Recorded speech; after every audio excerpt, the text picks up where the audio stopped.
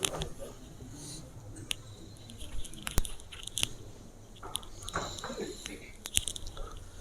اللہ الرحمن الرحیم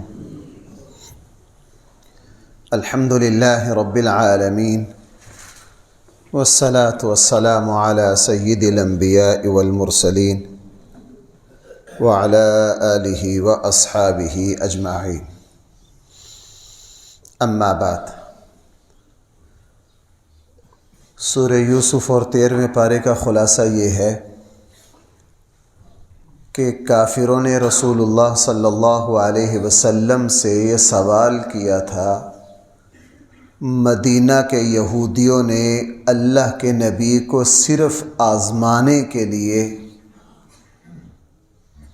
یہ سوال کیا تھا کہ یعقوب علیہ السلام اور ان کی اولاد جو ہے وہ تو آباد تھی فلسطین میں، یہ مصر کیسے پہنچ گئے؟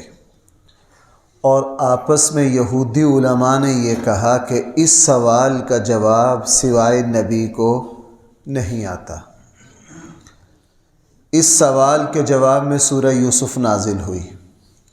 اب جواب تو اس کا مختصر تھا، لیکن قرآن کریم نے سورہ یوسف کی جب تفصیلات کو ذکر کیا تو تمام یہودی علماء پر ہیبت طاری ہو گئی کہ یہ اللہ تعالیٰ کے کیسے عظیم الشان پیغمبر ہیں کہ یوسف علیہ السلام اور حضرت یعقوب علیہ السلام کی جو اصل میں یہودیوں کے بڑے تھے، ان کی ایسی تفصیلات سامنے آئیں جو خود پہلی آسمانی کتابیں اور یہودی علماء کو بھی اس کا پتہ نہیں تھا۔ بہرحال اس پر سورہ یوسف نازل ہوئی، اور اتفاق سے رسول اللہ صلی اللہ علیہ وسلم بھی انہی حالات سے گزرے تھے جن حالات سے سیدنا یوسف علیہ السلام گزرے تھے۔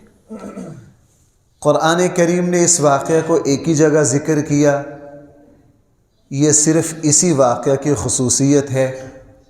اس کے علاوہ دوسرے نبی، دوسری قوموں کے جو واقعات ہیں وہ قرآن کریم میں بکھرے ہوئے ہیں، مختلف اجزاء ہیں۔ جب تک پورے قرآن سے سارے اجزاء کو اکٹھا نہ کیا جائے تو واقعہ کی صورتحال سمجھ نہیں آتی۔ یہ سیدنا یوسف علیہ السلام کے اس واقعہ کو خصوصیت حاصل ہے کہ قرآن نے از اول تا آخر اس طرح بیان کیا ہے، اس میں اتنی حکمتیں سمودی ہیں کہ بڑے بڑے علماء نے سورہ یوسف کی الگ سے کئی جلدوں میں تفسیریں لکھی ہیں کہ اللہ تعالیٰ نے اس واقعہ میں سمجھنے کا اور سیکھنے کا اتنا سامان رکھ دیا۔ یہ واقعہ کیا ہے؟ مشہور ہے، یہ تو ہر مسلمان کو ہی پتہ ہے کہ یوسف علیہ السلام نے خواب دیکھا کہ مجھے 11 ستارے، چاند اور سورج سجدہ کر رہے ہیں۔ ابا جی سے ذکر کیا، والد صورتحال سمجھ گئے، دو باتیں اکٹھی سمجھ گئے۔ ایک یہ کہ اس بچے کو اللہ تعالیٰ نبوت دیں گے، دوسرا یہ بھی سمجھ گئے کہ اب اس بیٹے کو کچھ آزمائشوں سے گزرنا پڑے گا۔ اللہ نے ماں باپ کو ایسا بنایا ہے کہ یہ ان کے لیے اولاد کی تکلیف دیکھنا بہت ہی مشکل ترین مرحلہ ہوتا ہے۔ بیٹے سے کہا اپنے اس خواب کا ذکر بھائیوں سے نہ کرنا، سمجھتے تھے کہ وہ حسد کا شکار ہو جائیں گے۔ ایسا ہی ہوا۔ یوسف علیہ السلام اور ان کے بھائی چھوٹے تھے، باقی بھائی بڑے تھے۔ حسد کا شکار ہوا کہ ابا جی ان سے لگاؤ زیادہ کیوں رکھتے ہیں۔ یعقوب علیہ السلام صرف ظاہری حسن و جمال کی وجہ سے نہیں، یہ سمجھتے تھے کہ اس بچے نے آگے جا کے آل یعقوب کا وارث بننا ہے۔ بہرحال بھائیوں نے ہیلے بہانے سے ایک دن لے گئے اور اپنے بھائی کو قتل کی نیت سے کنویں میں پھینک دیا، اور ایک قافلہ آیا، اس نے کنویں سے نکالا، وہ فلسطین سے لے کر مصر پہنچ گیا۔ انہوں نے دیکھا بڑا حسین و جمیل بچہ ہے، وہاں جا کے غلام کہہ کے بیچ دیا۔ مصر کے وزیر خزانہ نے خرید لیا۔ اس کی اولاد نہیں تھی، اس نے شفقت سے پالا اپنے گھر میں۔ جب جوانی کو پہنچے تو ایک بہت ہی حساس آزمائش سامنے آ گئی۔ اللہ تعالیٰ نے یوسف علیہ السلام کو اس آزمائش سے نکالا۔ لیکن اس وقوع کا تذکرہ شاہی محلات میں ہر وقت زیر بحث تھا۔ یوسف علیہ السلام اس سے پریشانی میں آ گئے اور اللہ تعالیٰ سے دعا کر بیٹھے، اے اللہ مجھے اس تذکرے سے، یہ جو زیر بحث ہے میرا مقدمہ، مجھے اس سے نکالیے، اگرچہ مجھے جیل جانا منظور ہے۔ تو اس دعا کے نتیجے میں یوسف علیہ السلام جو ہے وہ جیل میں پہنچ گئے اور ایک عرصہ جیل میں کاٹا۔ وہاں جا کے اللہ تعالیٰ کی کبریائی کی ایسی دعوت دی، ایسے اخلاقی قوت کا مظاہرہ کیا کہ جیل میں جتنے لوگ تھے وہ سب حضرت یوسف علیہ السلام کے محبت اور اعتقاد میں گرفتار ہو گئے۔ گویا کہ اس جیل کو حضرت یوسف علیہ السلام نے ایک تربیت گاہ بنا دیا۔ ایک کیا بنا دیا؟ عام قیدی جتنے تھے تمام مسائل یوسف علیہ السلام کے پاس لے کر آتے، ان سے سمجھتے۔ دو بادشاہ کے خادم نوکر وہاں زیر اعتاب اور قید میں تھے، انہوں نے خواب دیکھا، یوسف علیہ السلام کو بتلایا۔ ایک نے کہا کہ میں نے خواب دیکھا ہے کہ میرے سر پر روٹیوں کا ٹوکرا ہے اور اس سے پرندے روٹیاں لے رہے ہیں۔ دوسرے نے کہا کہ میں نے یہ خواب دیکھا ہے کہ میں انگور سے شراب نچوڑ کر اپنے آقا اور بادشاہ کو پیش کر رہا ہوں۔ یوسف علیہ السلام نے تعبیر بتا دی کہ جو انگور سے شراب نچوڑ رہا ہے اس کو رہائی مل جائے گی، اور جس کے سر سے روٹیوں کے ٹکڑے پرندے کھا رہے ہیں اس کو سزائے موت ہو جائے گی، اس کی کھوپڑی پرندوں کے سامنے جائے گی۔ اور بعد میں ایسا ہی ہوا، اور جب ان کو جس کو رہائی ملی، یوسف علیہ السلام بس اس سے یہ کہہ بیٹھے کہ جب تم بادشاہ سے ملو، اپنی نوکری پر بحال ہو جاؤ، تو بادشاہ سے میری بے بسی کا اور میری بے گناہ ہونے کا بھی تذکرہ کرنا کہ جیل میں اس طرح ایک قیدی جو ہے وہ بغیر کسی وجہ کے جیل میں ہے۔ بس یہ کہنا تھا، قید کی مدت لمبی ہو گئی، وہ نوکر جو تھا وہ اپنی نوکری پر بحال ہو گیا، لیکن جیسے انسان کی عادت ہے مشقت سے نکلتا ہے تو مشقت کے ساتھیوں کو، تکلیف کے ساتھیوں کو بھول جاتا ہے، وہ بھی بھول گئے۔ اتفاق سے بادشاہ نے خواب دیکھا۔ بادشاہ نے خواب یہ دیکھا کہ 7 گائیں موٹی ہیں، تر و تازہ ہیں، 7 کمزور ہیں، جو کمزور ہیں وہ موٹی تازی کو کھا رہی ہیں، اور اس نے 7 بالیاں دیکھیں تر و تازہ ہیں، اور 7 سٹے جو ہیں وہ خشک ہیں، اور بڑے بڑے علماء کو بلایا، کسی کو تعبیر نہ آئے۔ وہ جو بادشاہ کا خادم تھا جو اپنی نوکری پر بحال ہو گیا تھا، اس نے جب شاہی دربار میں یہ بحث دیکھی، پھر اس کے خیال میں اوہ جیل میں ایک نوجوان تھے جنہوں نے ہمیں جو تعبیر بتائی تھی، جیسے بتائی تھی ویسے ہی سچی ہوئی۔ بادشاہ کو کہا، بادشاہ جی یہ کسی کو اس کی تعبیر نہیں آئے گی، جیل میں ایک آپ بہت بڑے شخص ہیں، نوجوان ہیں، انہوں نے ہمیں یہ تعبیر بتائی تھی اور ایسا ہی ہوا، آپ کی تعبیر بھی اسی نے بتانی ہے۔ بادشاہ نے حکم دیا، یوسف علیہ السلام کو لایا گیا، یوسف علیہ السلام نے تعبیر بتائی، ایسا ہی ہوا، اور اللہ تعالیٰ نے اپنی خفیہ تدبیر کے ذریعے یوسف علیہ السلام کو بادشاہ تک پہنچا دیا۔ اور بادشاہ نے پوچھا کہ یہ جو آگے جب تعبیر بتائی کہ آگے قحط پڑنے والا ہے، خشک سالی آنے والی ہے، اور ایسا ہی ہوا، بادشاہ نے پوچھا اس کا حل کیا ہے؟ یوسف علیہ السلام نے فرمایا کہ آپ وزارت خزانہ میرے حوالے کریں، ان حالات کو میں اللہ کی دی ہوئی بصیرت سے سنبھال لوں گا۔ ایسا ہی ہوا، اور پھر بعد میں بادشاہ کی وصیت کے مطابق مصر کے بادشاہ بن گئے۔ اور وہ قحط کا جب زمانہ آیا تو اللہ تعالیٰ کی شان، اس کی قدرت کی رنگا رنگی ہے، اس کی تدبیروں کی عجیب شان ہے، انسان کی عقل اس کو سمجھ نہیں سکتی۔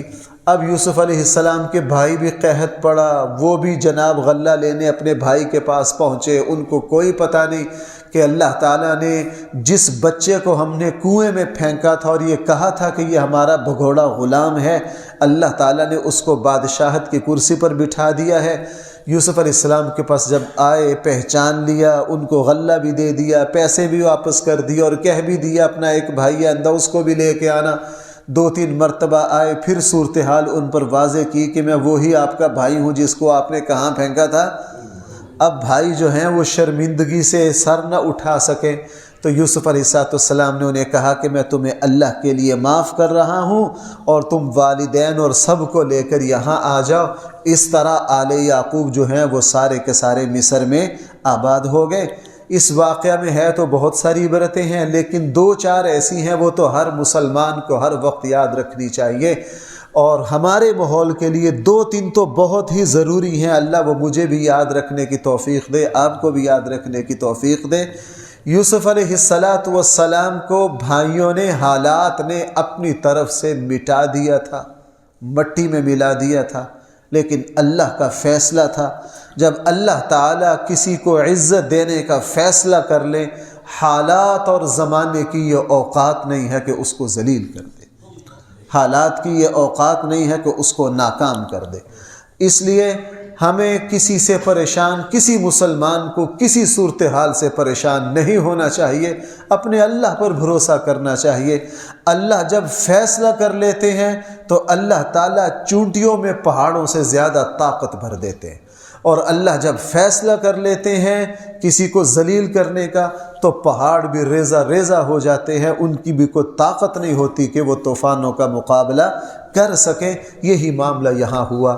اور بھائی دوسرا سبق یہ ہے، وہ اس سے ملتا جلتا ہے، بھائیوں نے حسد کیا، لیکن بھائیوں کا حسد جو ہے اللہ تعالیٰ نے حاسدین کے حسد میں یوسف علیہ السلام کی حفاظت کی۔ یہی معاملہ آج ہر کسی کو رکھنا چاہیے کہ بھائی برا چاہنے والے لاکھ برا چاہیں، لیکن جب اللہ کا فضل ہاتھ پکڑ لیتا ہے پھر حاسدین کا حسد کچھ نہیں کرتا۔ اور بھائی تیسری بات یہ ہے کہ اللہ تعالیٰ کی تقدیر غالب آ کر رہتی ہے، انسان کچھ بھی کر لے۔ بھائی اللہ تعالیٰ کی تقدیر غالب آ کر رہتی ہے، اللہ کے فیصلے نافذ ہو کر رہتے ہیں۔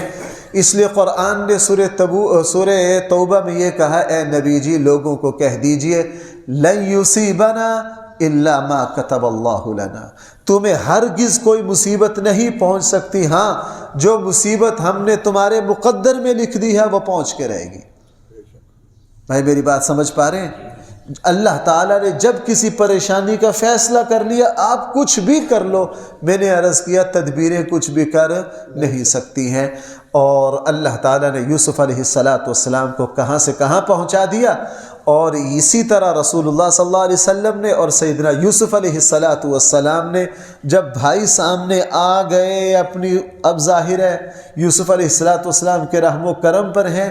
یوسف علیہ السلام نے فرمایا لا تثریب علیکم اليوم، تمہیں آج شرمندہ ہونے کی ضرورت نہیں ہے، اللہ تمہارے گناہ کو معاف کرے، انتقام میں نہیں پڑے۔ یہی معاملہ ہمارے آقا صلی اللہ علیہ وسلم کا ہے۔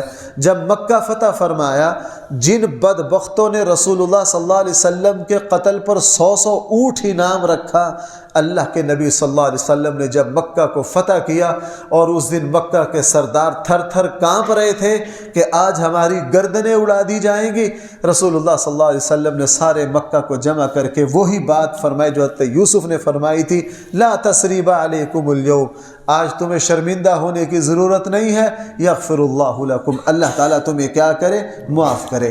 اس لیے بھائیو انتقام کے پیچھے نہیں پڑنا چاہیے۔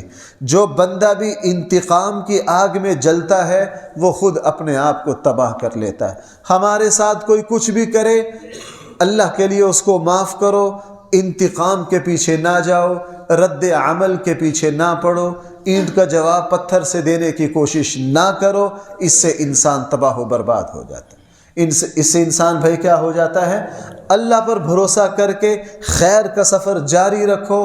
اللہ جل جلالہ کی رضا کے لیے جو معاف کرتا ہے، انتقام نہیں لیتا، اللہ جل جلالہ اس کی عزت کو 4 چاند لگاتے ہیں، جس طرح ہمارے آقا صلی اللہ علیہ وسلم کے ساتھ اللہ نے فرمایا، اور جس طرح سیدنا یوسف علیہ السلام کے ساتھ فرمایا۔ قرآن کریم نے سورہ یوسف کے آخر میں ایک بات ارشاد فرمائی ہے، اے نبی جی آپ لوگوں کو بتا دیجئے میرا بنیادی فریضہ جو ہے وہ ساری انسانیت کو اللہ کی طرف بلانا ہے۔ بھائی کس کی طرف بلانا ہے؟ اللہ کی طرف بلانا ہے۔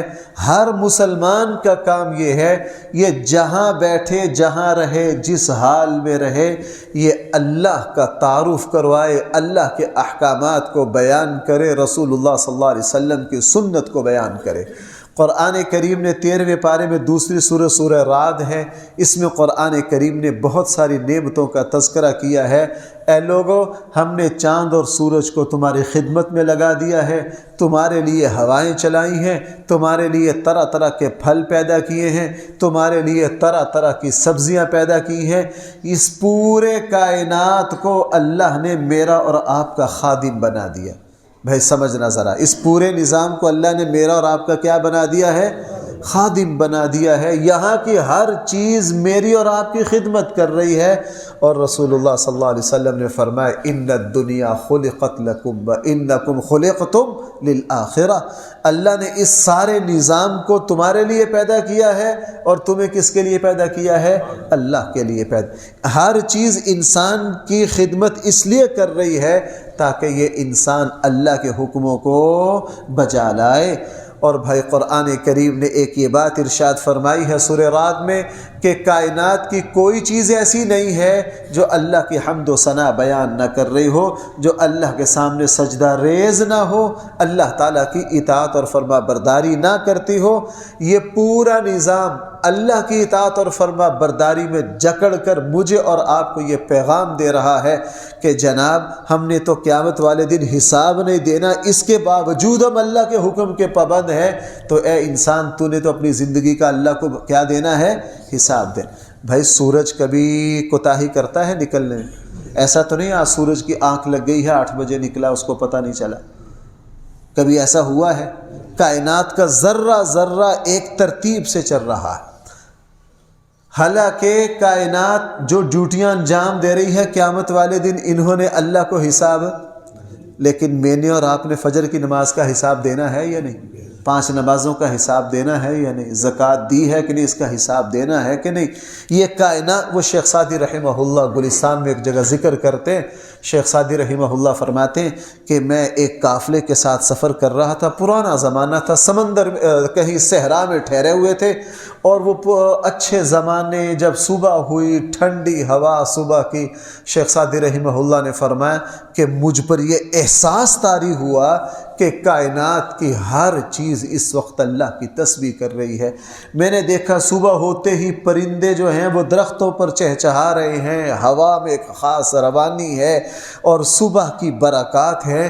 تو میں لیٹا ہوا اپنے بستر پر یہ دیکھ رہا تھا، تو میں نے اپنے آپ کو کہا سعدی، کائنات کی ہر چیز اس وقت اللہ کی تسبیح میں ہے، تو بھی اٹھ ذرا، تو بھی کیا کر، تو بھی اٹھ ذرا، تو بھی اس اللہ کے سامنے کھڑے ہو، تو نے تو اپنی زندگی کا اللہ کو حساب دینا۔ اور بھائی قرآن کریم نے 13ویں پارے میں عقل مندوں کی، ایمان والوں کی 4-5 خوبیاں ذکر کی ہیں۔ عقل مند اور ایمان والے وہ ہیں اللہ سے جو وعدہ کرتے ہیں اس کو پورا کرتے ہیں، نماز کو قائم کرتے ہیں، وہ قطع رحمی نہیں کرتے، رشتوں کا احترام کرتے ہیں، رشتوں کو جوڑتے ہیں اور اللہ کے لیے خرچ کرتے ہیں۔ اور قرآن کریم نے 13ویں پارے میں ایک یہ بات ارشاد فرمائی ہے، اے ایمان والو، اگر تمہیں سکون چاہیے، بھائی سکون جو ہے ہر انسان زندگی میں جو کچھ کرتا ہے وہ سکون کے لیے کرتا ہے۔ بھائی کس کے لیے کرتا ہے؟ ہم جو کاروبار، جو محنتیں، مشقتیں اٹھاتے ہیں، ہمارا مقصد کیا ہے؟ تاکہ زندگی پرسکون رہے۔ قرآن کریم نے ارشاد فرمایا، الا، لوگوں کان کھول کر سن لو، اللہ تعالیٰ نے سارا سکون اور اطمینان اپنی یاد میں رکھا ہے۔ کس میں رکھا ہے؟ اپنی یاد میں۔